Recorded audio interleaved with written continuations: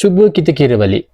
Kalau setiap bulan kita top up RM50, setahun dah RM600 kita habis hanya untuk top up telefon.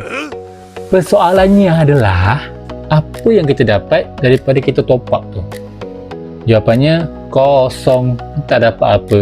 Dalam setahun tu 600 kita rugi macam tu je. Itulah yang ramai orang tak sedar, termasuk kau yang tengok video ni. Kau pun tak sedar kan? SIM card ni sebenarnya bukan sekadar kita guna je, tapi daripada SIM card kita tu sebenarnya boleh generate income, boleh buat income. Bezanya ada yang tahu dan ada yang tak tahu. So kalau korang nak jadi orang yang tahu, korang boleh tekan je beg biru dekat bawah ni. Korang dengar dulu penerangannya bagaimana. Sebelum ni, dalam setahun mungkin kau rugi sebanyak RM600. Lepas ni, bila kau dah tahu, dalam setahun tu kau boleh dapat lebih daripada RM600. Style kan?